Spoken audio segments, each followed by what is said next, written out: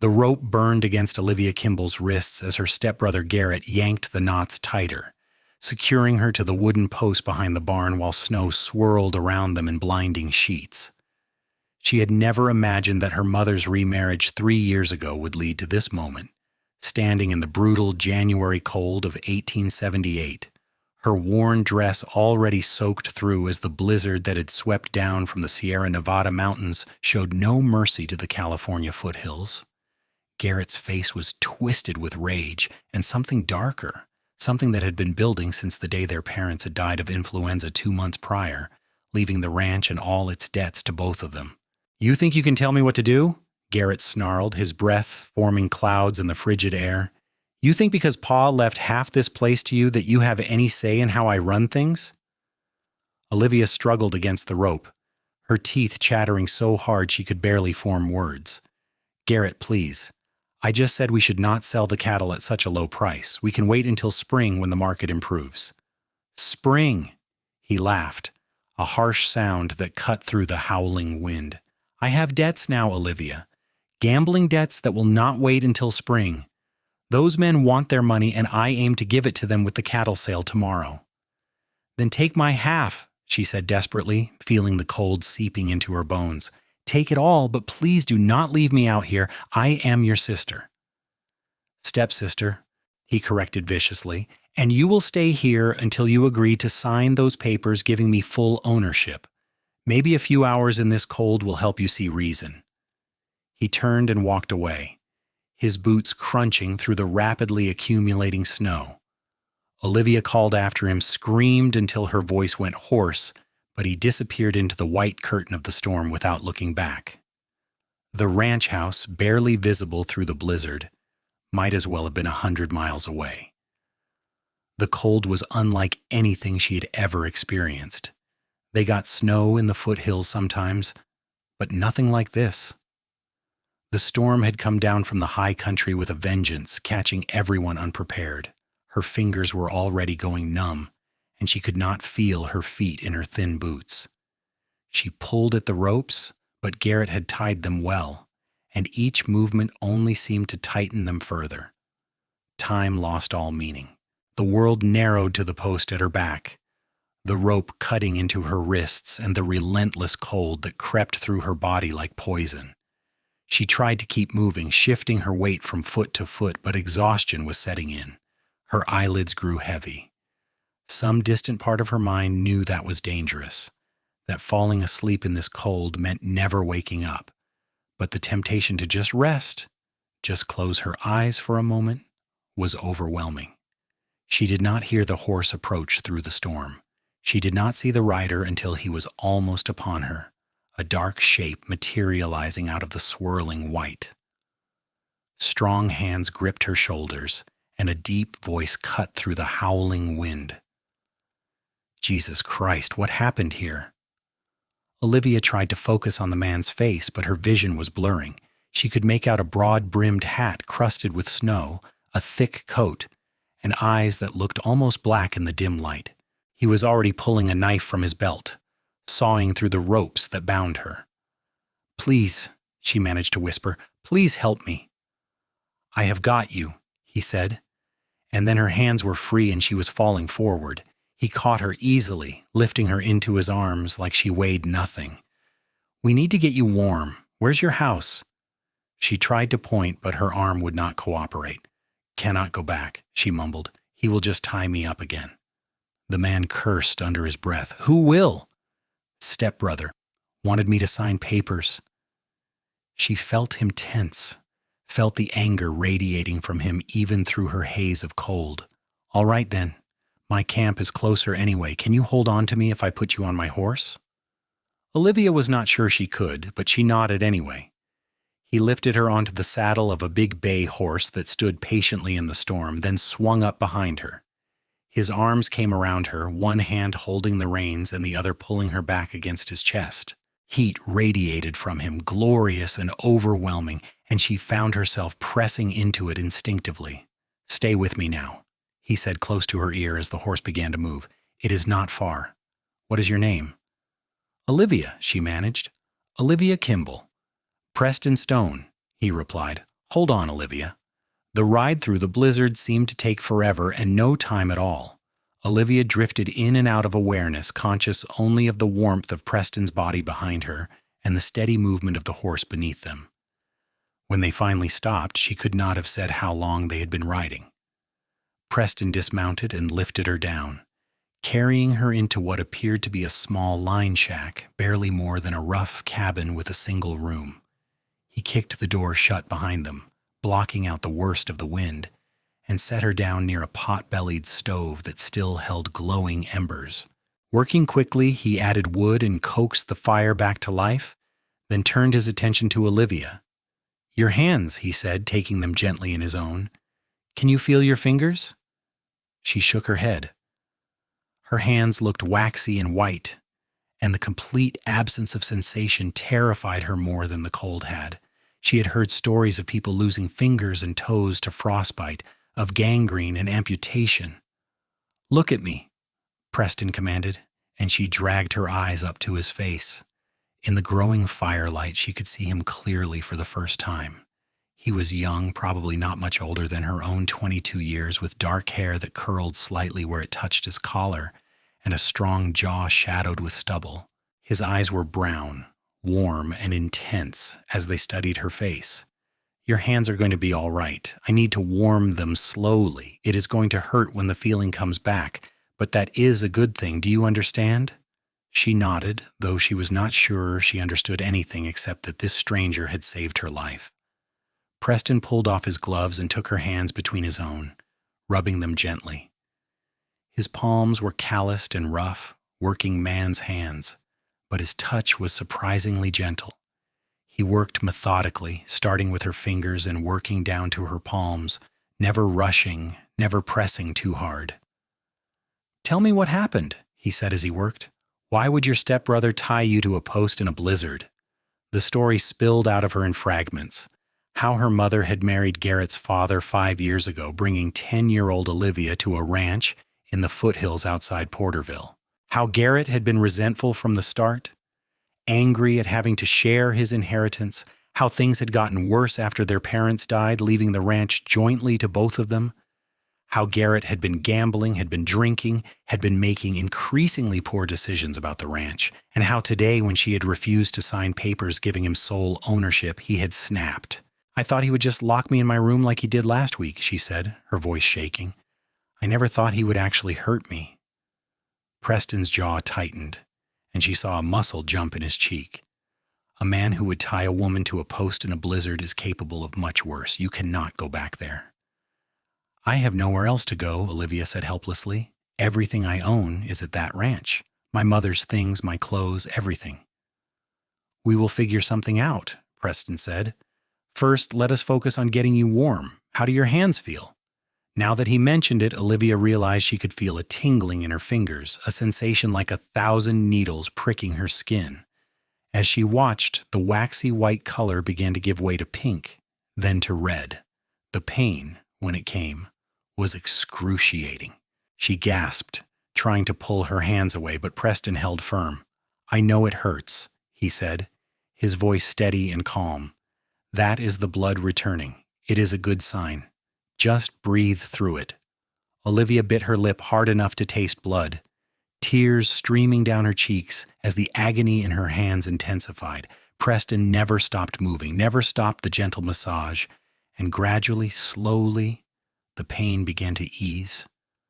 When he finally released her hands, she could move all her fingers, could feel the warmth of the fire on her skin. "Thank you," she whispered, cradling her hands against her chest. "You saved my life." "Anyone would have done the same," Preston said, but she shook her head. "Garrett knew what he was doing when he tied me there. He knew that in this storm there was a chance no one would find me until it was too late. You could have ridden right past and never seen me. Thank you." Preston studied her for a long moment, something unreadable in his dark eyes. Then he rose and moved to a small table in the corner, returning with a blanket and a tin cup filled with water. "Drink this slowly," he said, handing her the cup. "Once you warm up a bit more, I will make some coffee. Are you hungry?" Now that he mentioned it, Olivia realized she was starving. She had not eaten since breakfast, and that had been only a piece of bread and some jam. Yes, she admitted. Preston nodded and moved to a pack in the corner, pulling out a cloth-wrapped bundle. I have some dried beef and biscuits. Not much, but it will do until this storm passes. As he prepared the simple meal, Olivia found herself studying him. He moved with the easy confidence of a man comfortable in his own skin, economical in his movements, but not hurried. Everything about him spoke of competence and reliability. She found herself wondering who he was, what he was doing in a line shack in the middle of a blizzard. As if reading her thoughts, Preston glanced over at her. I work for the Bar M Ranch about 10 miles north of here. I was checking on the cattle in the high pastures when the storm hit. This shack belongs to them. Left here for times like this when a man gets caught out in bad weather. Were you able to get to the cattle restorer? Olivia asked. Most of them had already moved down to the lower ground before the worst of it hit. Cattle are smart that way. They can sense a storm coming. He brought over 2 tin plates, each holding several pieces of dried meat and a hard biscuit.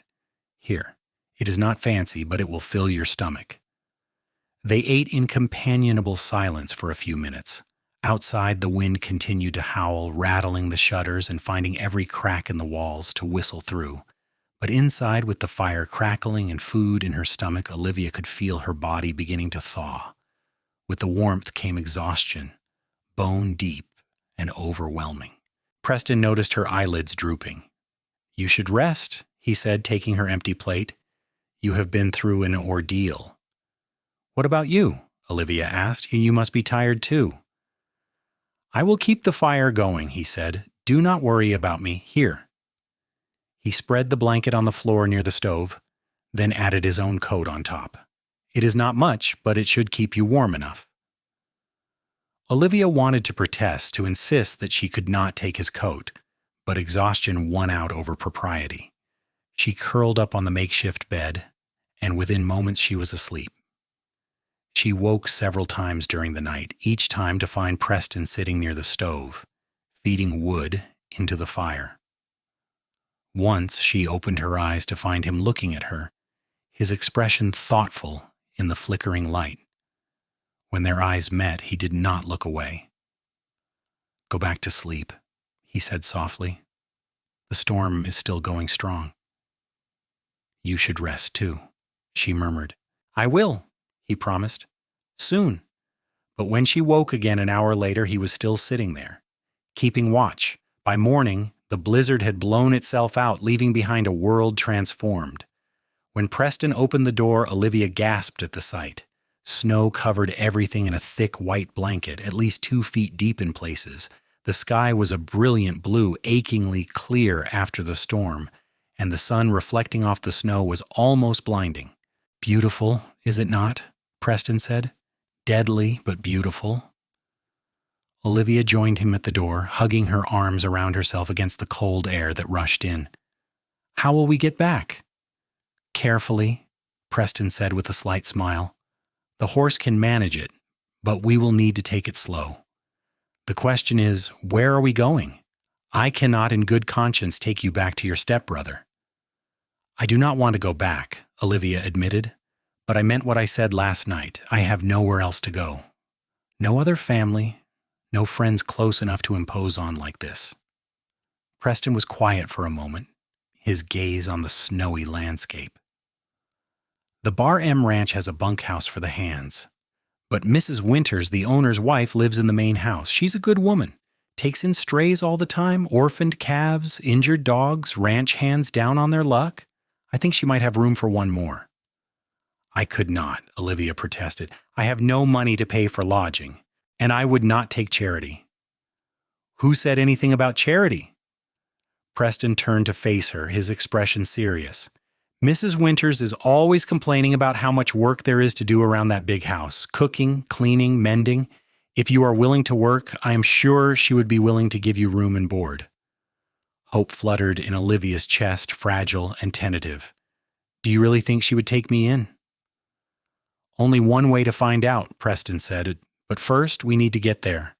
And that means we need to wait a few more hours for the sun to warm things up a bit. The horse will have an easier time of it then. They spent the morning preparing for the journey.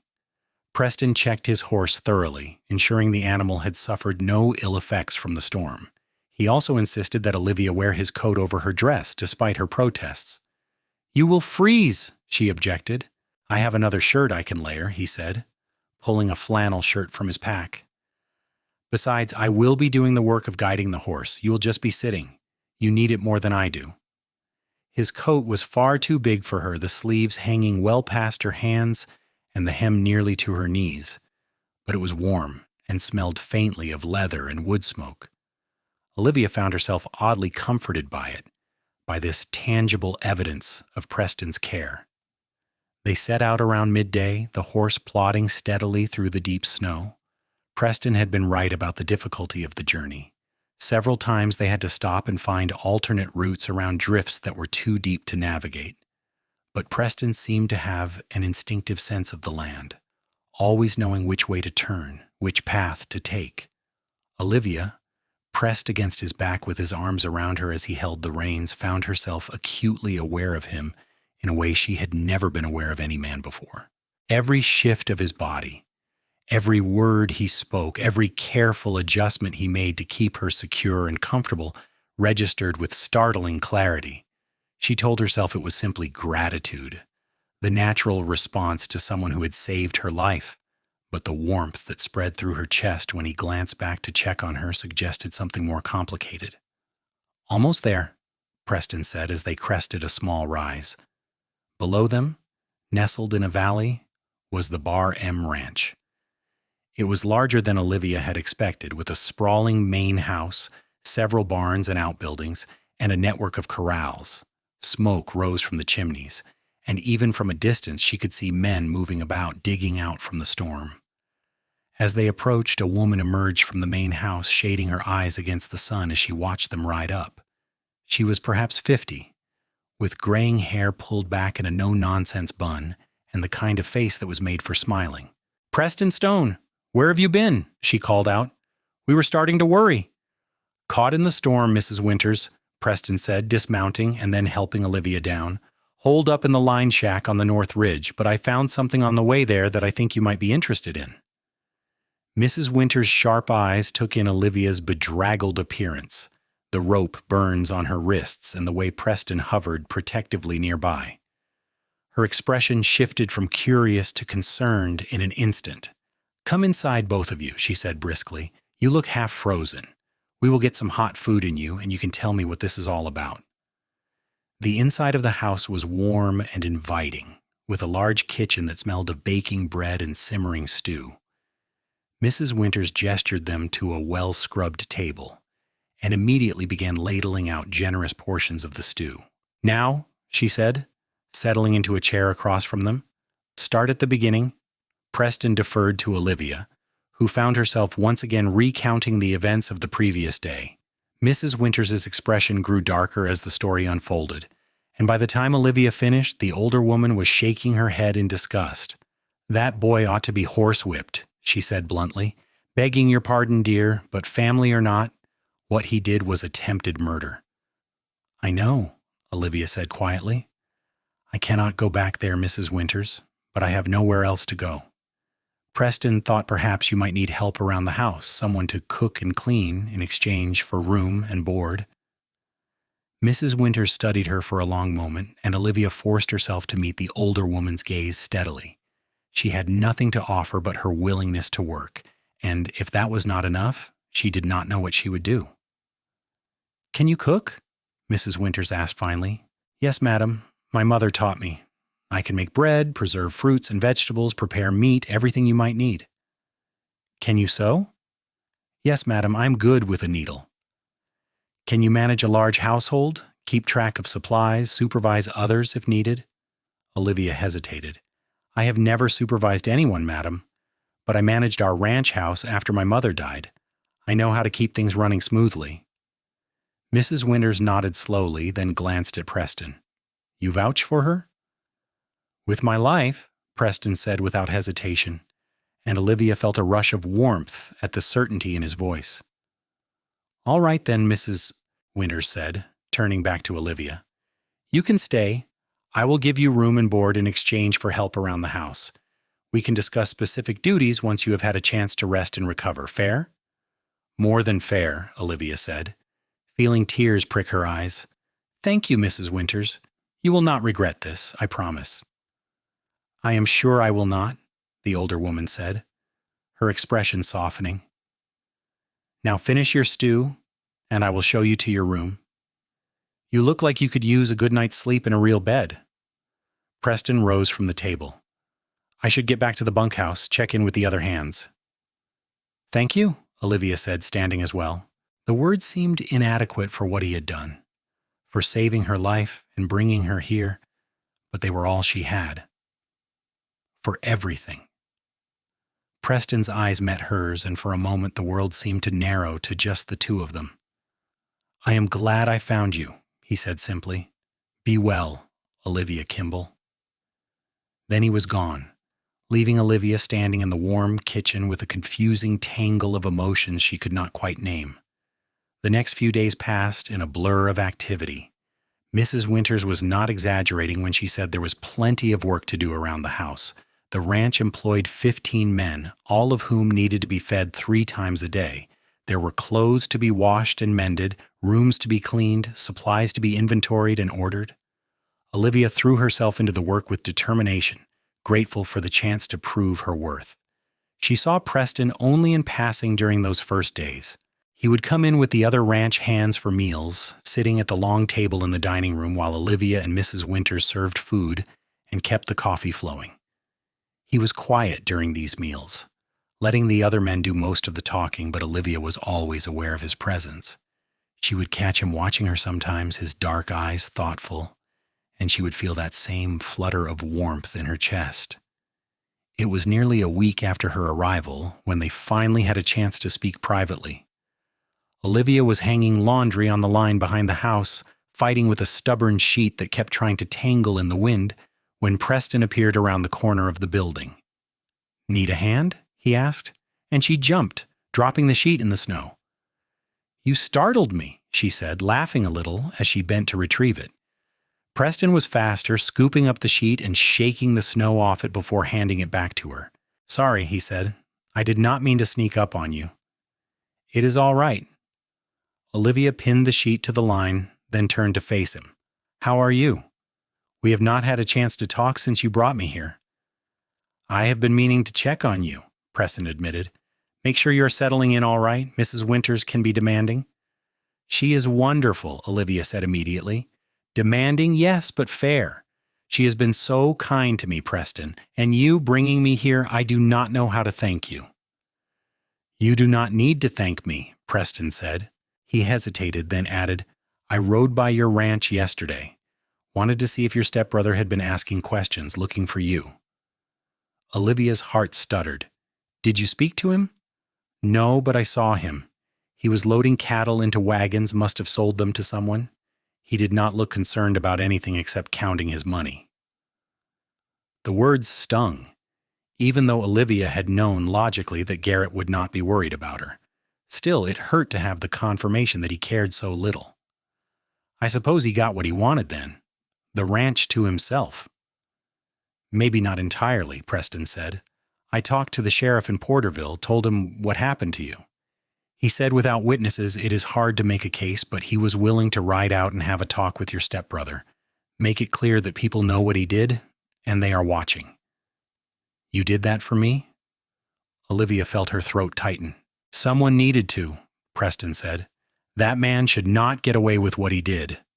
They stood there in the cold afternoon sun, the laundry snapping on the line between them, and Olivia found herself thinking that Preston Stone was unlike any man she had ever known. Garrett had been volatile and selfish, her stepfather had been distant and cold, but Preston was different, steady, reliable, kind in a quiet, unassuming way that made it all the more meaningful. Will you walk with me? She found herself asking impulsively.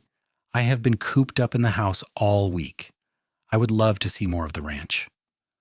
Preston smiled, a slow curve of his lips that transformed his serious face. I would like that. They walked together through the snow, Preston pointing out the various buildings and explaining the workings of the ranch. The Bar M was one of the largest operations in the area, he told her, with over 5,000 head of cattle and 200 horses. Mr. Winters had built it from nothing over 30 years, and now he was getting older, letting his foreman handle more of the day-to-day operations. "What about you?" Olivia asked. "How long have you worked here?" 3 years, Preston said. "I came out from Missouri after the war. My family had a small farm, but after my parents died, I sold it and headed west. Figured there was more opportunity out here." "The war?" Olivia did some quick math in her head. "But you would have been so young." 14 when it started, 18 when it ended, Preston said. "Old enough to fight in the last year. Not something I'm proud of, but it is the truth." There was pain in his voice, old and deep, and Olivia found herself reaching out to touch his arm. "I'm sorry, that must have been terrible." "It was," Preston said simply, "but it is in the past now. I do not think about it much anymore." They walked in silence for a while, following a path that led down to a frozen creek. The landscape was beautiful in its winter starkness, all white snow and dark trees and the brilliant blue dome of the sky overhead. "Can I ask you something?" Preston said eventually. "Of course." "Do you want to go back to your ranch? I mean, legally, half of it is still yours. If you wanted to fight your stepbrother for it, you might have a case." Olivia considered the question carefully. A month ago, even a week ago, she might have said yes without hesitation. The ranch had been her home, the only connection she had left to her mother. But now, standing in the snow with Preston beside her, she found she did not miss it as much as she had expected. "No," she said finally. "That place holds too many bad memories now. And even before everything with Garrett, I was not happy there. It always felt like we were interlopers, my mother and I. Like we did not really belong. Here, at the Bar M, I feel more welcome than I ever did at that ranch." "I'm glad," Preston said softly. "You deserve to be somewhere you feel welcome." The weeks that followed fell into a comfortable rhythm. Olivia's days were full of work, but she found she did not mind. There was satisfaction in kneading bread dough until it was smooth and elastic, in seeing a basket of mending completed, in hearing the ranch hands praise her cooking. Mrs. Winters was generous with compliments and patient with instruction, teaching Olivia the finer points of managing a large household. And then there was Preston. He began finding reasons to seek her out. Small things at first. He would offer to carry heavy buckets of water from the well. He would bring in extra firewood for the kitchen stove. He would linger after meals, helping to clear the table despite the good-natured ribbing from the other ranch hands. Olivia found herself looking forward to these moments more than she wanted to admit. Preston was easy to talk to, his quiet competence and dry sense of humor a perfect complement to her own nature. They would discuss everything and nothing, from the weather to books to their dreams for the future. Olivia learned that Preston wanted to own his own ranch someday, a small spread where he could raise horses. Preston learned that Olivia had always wanted to travel, to see the ocean and the big cities back east that she had only read about in books. "Maybe someday you will," Preston said one evening as they sat on the porch of the main house, watching the sun set over the mountains. It was late February now, and the worst of the winter weather had passed. The snow was melting, revealing patches of brown grass and muddy earth. "Maybe," Olivia agreed, though she could not quite imagine it. Her whole life had been bounded by the foothills of California, by ranches and small towns and endless stretches of open country. "I could take you to San Francisco sometime," Preston offered. "It is not that far, maybe a week's journey. We could see the ocean, walk along the harbor, eat at fancy restaurants." Olivia turned to look at him, her heart suddenly beating faster. "Are you asking to court me, Preston Stone?" In the fading light, she saw color rise in his cheeks. "I suppose I am," he said, "if you would be amenable to it." "I would," Olivia said, feeling a smile spread across her face. "I would be very amenable to it." Preston's answering smile was radiant. He reached out and took her hand, his calloused fingers intertwining with hers. "I have wanted to ask you for weeks," he admitted. but I was not sure if you felt the same way. You have been through so much. I did not want to presume." "You saved my life," Olivia said, "and then you gave me a new start. How could I not feel something for you?" "I want you to feel something for me beyond gratitude," Preston said seriously. "I want you to feel what I feel when I look at you, like the world is a brighter place just because you are in it." Olivia felt tears prick her eyes. No one had ever said anything like that to her before. "I do," she whispered. "I feel exactly that way." They sat together on the porch as the stars came out, holding hands and talking in low voices about their hopes and dreams. When the cold finally drove them inside, Preston walked Olivia to the door of her room, and for a moment they simply stood there, neither wanting to say goodnight. "May I kiss you?" Preston asked, his voice rough. In answer, Olivia rose on her toes and pressed her lips to his. The kiss was soft and sweet, a promise of things to come. When they finally pulled apart, both were breathless. "Good night, Olivia," Preston said. "Good night, Preston."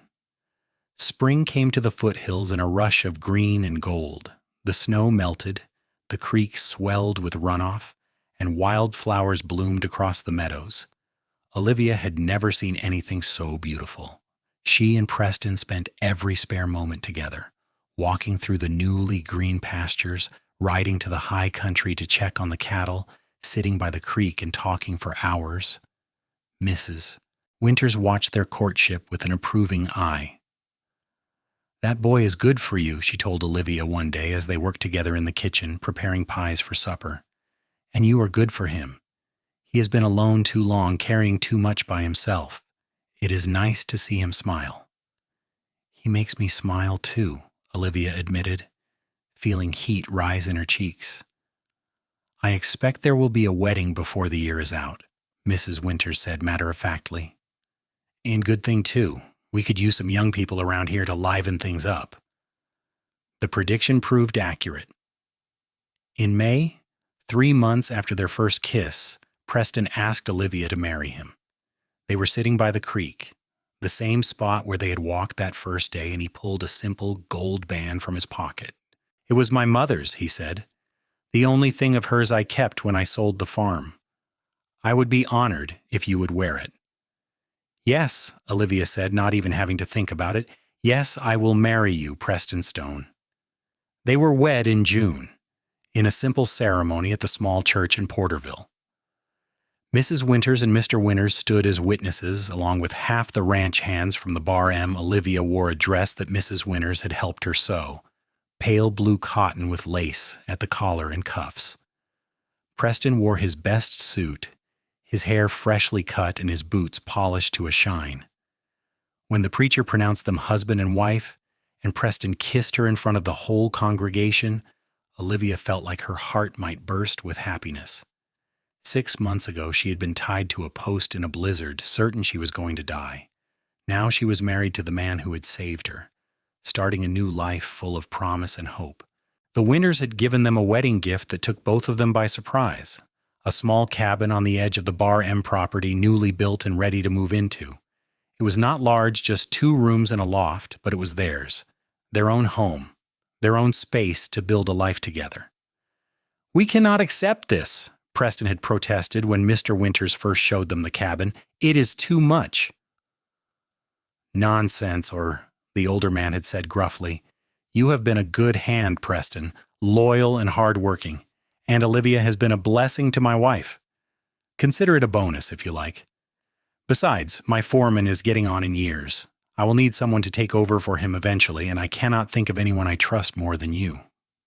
So they had accepted, and now, as Olivia stood in the doorway of their cabin on their wedding night, looking at the simple furniture and the wedding quilt Mrs. Winters had given them spread across the bed, she felt overwhelmed with gratitude.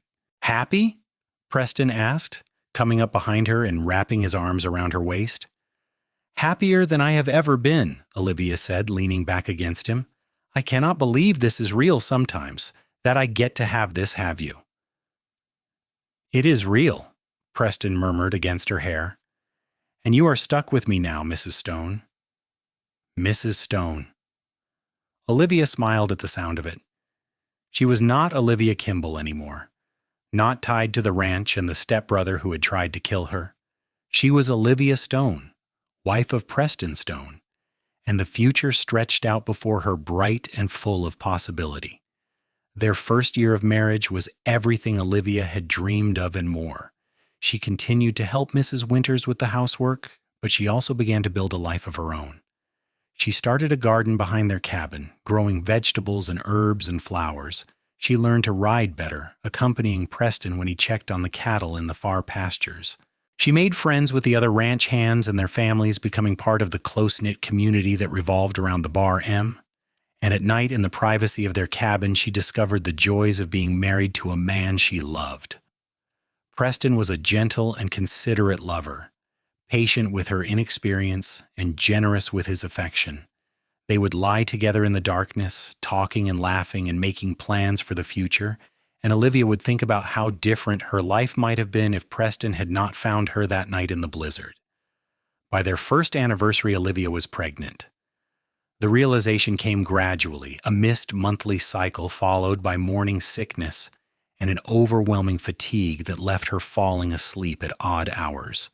When she finally confided her suspicions to Mrs. Winters, the older woman had laughed with delight and immediately begun making plans. "A baby," Preston had said when she told him, his eyes wide with wonder. "We are going to have a baby." "Are you pleased?" Olivia asked, suddenly nervous. They had talked about children in the abstract, but the reality of it was different. "Pleased?" Preston pulled her into his arms, holding her close. "I am thrilled." Terrified, but thrilled.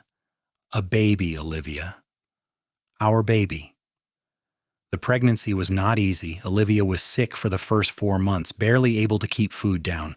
Mrs. Winters fussed over her constantly, making sure she rested and ate properly. Preston was even worse, treating her like she might break at any moment, insisting on doing all the heavy work around their cabin.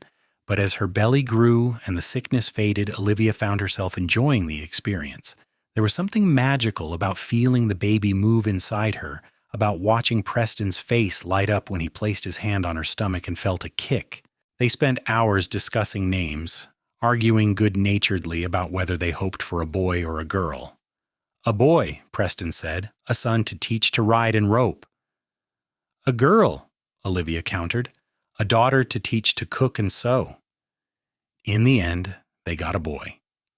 He was born on a cold January night, almost exactly 2 years after the night Preston had found Olivia in the blizzard. The birth was long and difficult, and there were moments when Olivia was certain she could not go on, but Mrs. Winters was there, coaching her through each contraction, and Preston was there, holding her hand and whispering words of encouragement. When the baby finally emerged, red-faced and squalling, Olivia felt a rush of love so intense it was almost painful. Preston cut the cord with shaking hands, and then the midwife cleaned the baby and placed him in Olivia's arms. "He is perfect," she whispered, staring down at the tiny face. "Absolutely perfect." "He looks like you," Preston said, his voice choked with emotion. They named him Thomas after Preston's father, and settled into the chaotic joy of new parenthood. Thomas was a good baby, quick to smile, and relatively easy to soothe. But the demands of caring for an infant still left both Olivia and Preston exhausted. They took turns walking the floor with him at night, took turns changing diapers and coaxing him to nurse. And through it all, they supported each other, working together as a team. The years that followed were full and busy. Thomas grew from a baby into a toddler, inquisitive and energetic, keeping both his parents on their toes. Preston was promoted to foreman of the Bar M, taking over for the retiring hand who had held the position for 20 years. It meant more responsibility and longer hours, but it also meant better pay and the respect of the other ranch hands. Olivia continued to help Mrs. Winters with the big house, though she scaled back her hours to care for Thomas. She also began taking on sewing work for the other ranch families, making clothes and mending torn garments.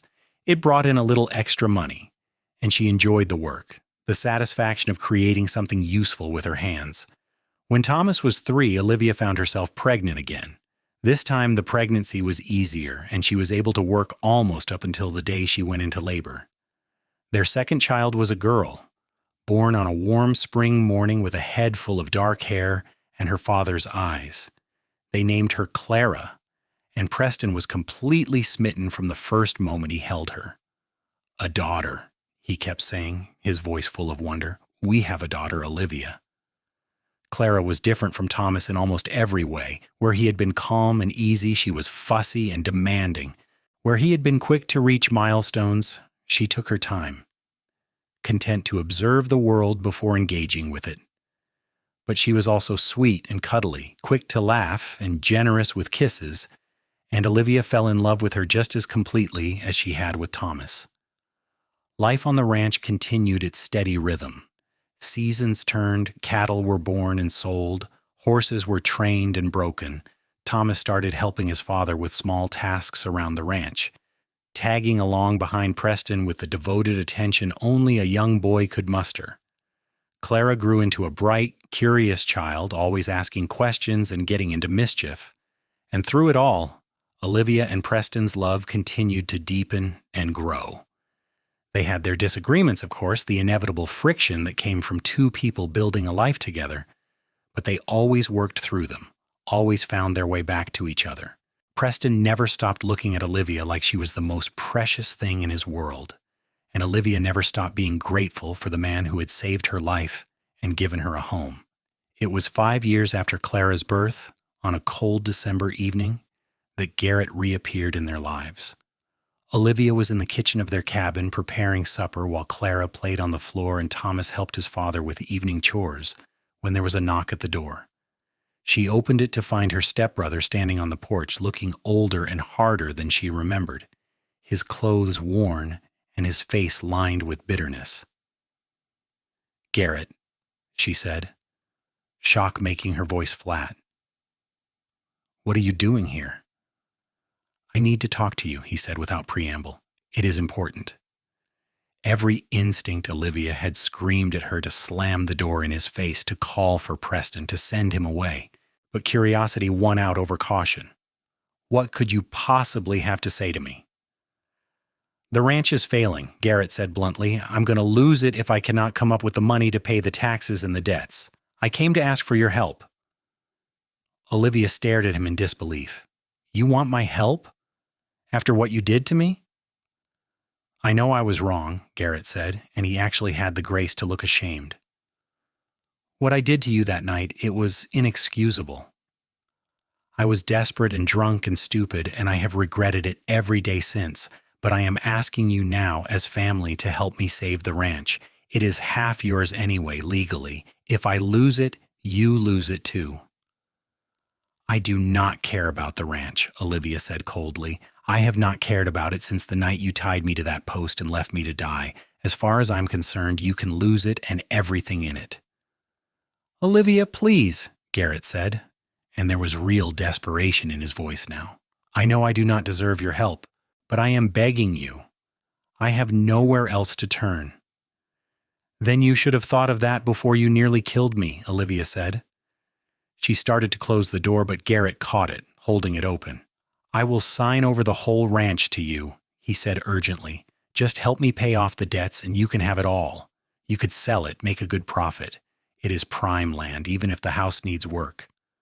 Olivia hesitated, and in that moment of hesitation, Preston appeared at her shoulder. He took in the scene instantly, his expression hardening when he recognized Garrett. "Get your hand off my door," he said, his voice low and dangerous. Garrett stepped back immediately, raising his hands in a placating gesture. "I am not here to cause trouble. I just want to talk to my sister." "Stepsister," Preston corrected icily, "and you lost the right to talk to her when you left her tied up in a blizzard. Get off my property before I make you."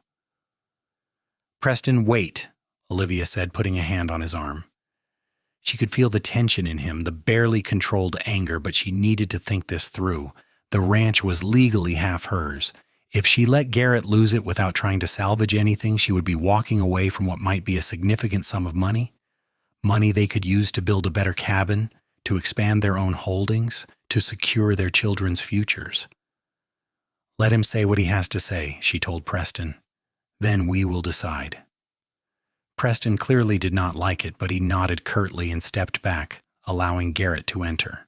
The three of them sat at the small table, Clara now clinging to Olivia's skirt and staring at the strange man with wide eyes.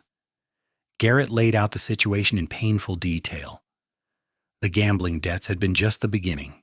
He had made bad decisions, sold cattle at the wrong times, failed to plan for hard winters. Now the ranch was mortgaged to the hilt, and the bank was threatening to foreclose. "How much would it take to save it, Stepbrother?" Preston asked when Garrett finished. $2,000, Garrett said. "Maybe a little less if I could negotiate with some of the creditors." Preston let out a low whistle. "That is a lot of money." "I know," Garrett said miserably, "but the land is worth at least $5,000, maybe more, if someone was willing to improve it. If you helped me now, Olivia, I would sign the whole thing over to you. You could sell it and make a good profit." Olivia looked at Preston, trying to gauge his reaction. His face was carefully neutral, giving nothing away. "What do you think?" she asked him quietly. "I think," Preston said slowly, "that the decision is yours to make. It is your property, your family. But I also think that a man who would do what he did does not deserve your help or your mercy." Olivia turned back to Garrett, studying him carefully. He looked genuinely remorseful, but she remembered too well the cold fury in his eyes the night he had tied her to that post. She remembered the certainty that he was willing to let her die for the sake of his pride and his debts. "No," she said finally.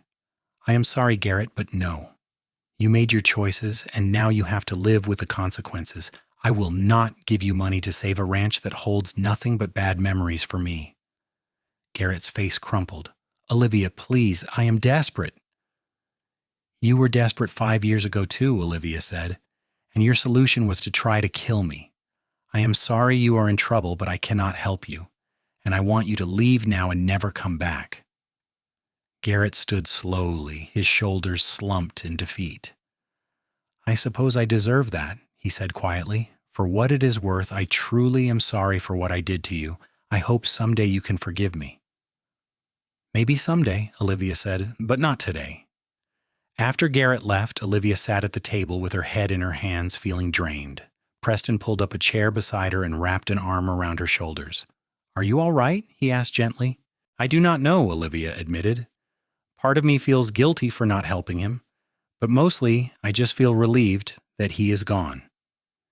"You made the right choice," Preston said firmly. "That man does not deserve your help, and he certainly does not deserve your guilt. He made his own bed. Let him lie in it." "What will happen to the ranch?" Olivia wondered. "The bank will foreclose, most likely. They will sell it at auction to recover their money. Someone will buy it and fix it up, and life will go on." Preston pressed a kiss to her temple. "It is not your responsibility, Olivia. You do not owe that man anything." In the days that followed, Olivia found herself thinking about the encounter more than she wanted to. She wondered if she had been too harsh, if she should have at least tried to help. But then she would remember the rope burning her wrists, the cold seeping into her bones, the certainty that she was going to die alone in the snow, and she knew she had made the right choice. The news reached them a few weeks later that the ranch had indeed been foreclosed on and sold at auction. A family from Sacramento had bought it, planning to fix it up and use it as a cattle operation. Olivia felt a pang when she heard the news, a faint echo of grief for what might have been, but it was distant and abstract. That place was not her home anymore. Her home was here, with Preston and Thomas and Clara, in the cabin on the edge of the Bar M Ranch. As the years passed, Olivia thought about Garrett less and less. He faded into memory, a painful chapter in her life that was closed and finished. She was too busy living to dwell on the past. Thomas was growing into a fine young man, already taller than his mother at age 12 and showing every sign of taking after his father in temperament and skill. Clara was 10 now, bright and curious, and showing an unexpected talent for drawing. She spent hours sketching the horses and cattle, the mountains and trees, everything she saw around her.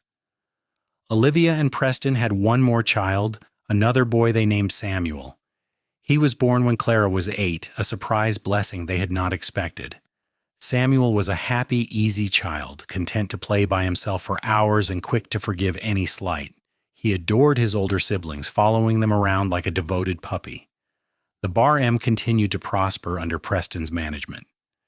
Mr. Winters, now in his 70s, had effectively turned the running of the ranch over to Preston, though he still liked to sit on the porch and dispense advice. Mrs. Winters, slowing down herself but still sharp as ever, had trained Olivia to take over more and more of the household management. Between the two of them, they kept the ranch running smoothly. It was a good life, Olivia reflected often. Not easy, never easy, but good. Full of love and laughter and the kind of bone-deep satisfaction that came from honest work and a close family. She thought sometimes about the young woman she had been, tied to a post in a blizzard and certain she was going to die. That girl would hardly recognize the woman she had become, confident and capable, surrounded by people who loved her. The turning point came when Olivia was 38 years old. Mr. Winters passed away in his sleep, a peaceful end to a long life well lived. The whole ranch mourned him, and the funeral was attended by half the county. In his will, he left the Bar M ranch to Mrs. Winters as expected, but he also included a provision that surprised everyone.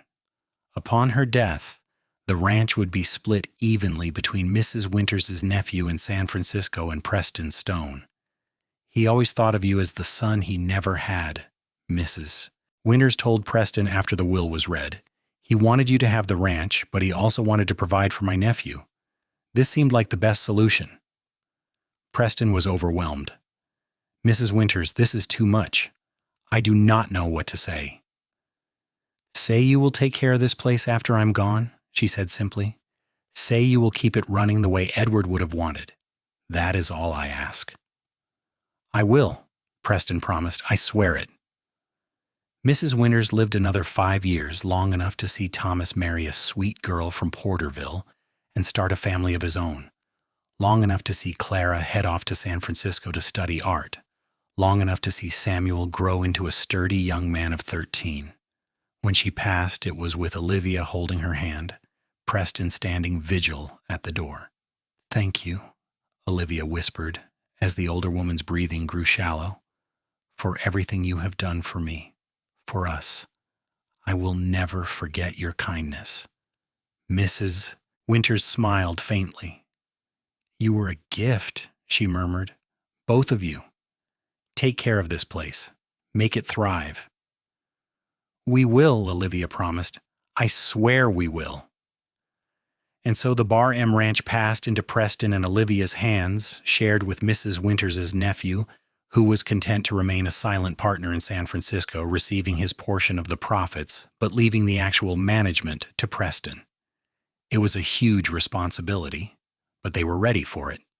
They had spent years learning the business, building relationships with buyers and sellers, earning the respect of the ranch hands and the community. Under their leadership, the Bar M continued to grow and prosper. They expanded the cattle operation, added more horses, invested in better breeding stock. They built a new barn, repaired fences, upgraded equipment. And through it all, they worked side by side, partners in every sense of the word. Thomas took over more and more of the day-to-day operations as Preston got older, showing the same steady competence his father had always displayed.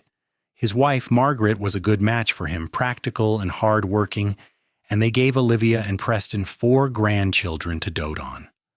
Clara returned from San Francisco with a portfolio full of sketches and a husband, an artist like herself, and they settled in Porterville, where she opened a small studio.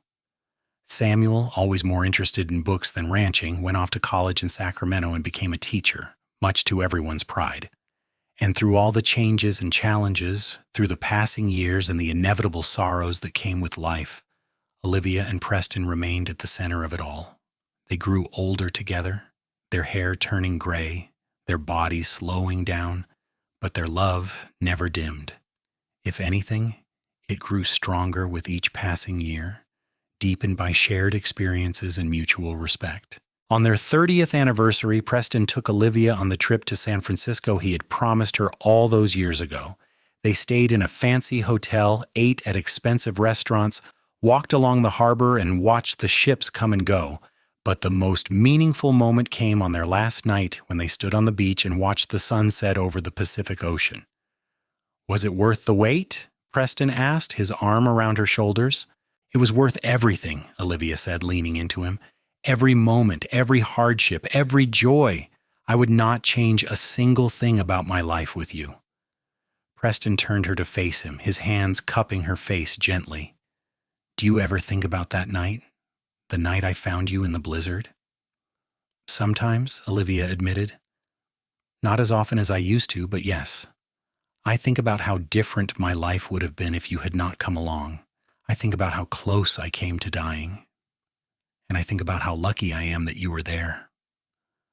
"I was the lucky one," Preston said softly. "I was just a cowboy doing his job, checking on cattle in a storm. And I found the greatest treasure of my life tied to a post in the snow. I found you, Olivia, and everything good that has happened to me since that night has been because of you." Olivia felt tears slide down her cheeks. "I love you, Preston Stone. I have loved you since the moment you cut me loose and warmed my hands, and I will love you until my last breath." "And I love you," Preston said, kissing her softly. "Always and forever." They stood on the beach as the sun disappeared below the horizon. Two people who had found each other in a blizzard and built a life together against all odds. Behind them lay 30 years of memories, of love and laughter and hard work. Before them lay whatever years remained to be spent together side by side, just as they always had been. And it was enough. More than enough. It was everything. Years continued to pass in the way they always do, measured out in seasons and harvests, in birthdays and holidays, in the small joys and sorrows that make up a life. Olivia and Preston eventually stepped back from the day-to-day running of the ranch, leaving it in Thomas's capable hands. They moved into a smaller house on the property, one that was easier to maintain, and spent their days enjoying the fruits of their labor. There were grandchildren to spoil, 11 in all by the time the youngest was born. There were Sunday dinners with the whole family gathered around the table, laughing and talking and passing dishes. There were quiet evenings on the porch, watching the sun set over the mountains and holding hands in comfortable silence. On Olivia's 60th birthday, the whole family gathered for a celebration. The house was full of noise and laughter, children running through the rooms while the adults talked and joked. At one point, Olivia found herself standing in the doorway, watching it all with a sense of wonder. This was her life. This family. This love. This joy. It had all started on the worst night of her life, when she had been tied to a post in a blizzard and left to die. But out of that darkness had come light. More light than she ever could have imagined. Preston had saved her that night, but in many ways she had saved him too. They had saved each other, and together they had built something beautiful.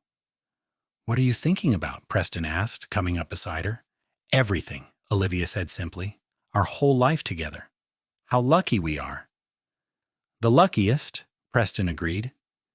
He took her hand, pressing a kiss to her knuckles. "Happy birthday, my love." "Happy birthday to the life we built," Olivia replied, "to every day we have had together and every day still to come." And there were still many days to come. They lived to see all their grandchildren grow up, to see Thomas take the Bar M Ranch to new heights of success, to see Clara's art displayed in galleries across California, to see Samuel become a principal at a prestigious school. They lived to see the turn of the century, to witness the dawn of a new era with automobiles and electricity and all the modern conveniences that would have seemed like magic to their younger selves. Through it all, they remained devoted to each other. Preston still looked at Olivia like she was the most beautiful woman in the world. Olivia still felt her heart skip a beat when Preston smiled at her. The passion of their youth had mellowed into something deeper and more enduring, a love that was woven into the very fabric of who they were. When Preston passed away at the age of 73, after a short illness that he bore with characteristic stoicism, Olivia felt like a part of her soul had been torn away. The grief was overwhelming, crushing in its intensity. But she was surrounded by family, by children and grandchildren who rallied around her and helped her through the darkest days. And she took comfort in the knowledge that they had been granted something precious and rare, a lifetime together, filled with love. She lived another 5 years after Preston's death, years filled with memories and the warmth of family. She spent her days reading, gardening, and entertaining a constant stream of visitors. She wrote down stories of her life with Preston, wanting to preserve them for future generations. She made sure everyone knew the story of how they had met, how a cowboy had found a woman tied to a post in a blizzard and had saved her life. "It was the best thing that ever happened to me," she would tell her great-grandchildren when they asked. "The scariest, most terrible night of my life became the first chapter of the greatest love story I could have imagined. Your great-grandfather was the finest man I ever knew. He saved me, and then he loved me, and he gave me a life beyond anything I could have dreamed of." When Olivia finally passed away peacefully in her sleep at the age of 78, she was laid to rest beside Preston in the cemetery overlooking the Bar M Ranch. The whole town turned out for the funeral, testament to the lives they had lived and the impact they had made on their community. At the reception after the funeral, Thomas stood and raised a glass. "To my parents," he said, his voice thick with emotion. "To Preston and Olivia Stone. They taught us how to work hard, how to love deeply, and how to build a life worth living. They started with nothing but each other, and they created a legacy that will endure for generations. We are all here because of them, because of the love they shared and the family they built. May we all be so blessed." To Preston and Olivia, the gathered crowd echoed, raising their glasses.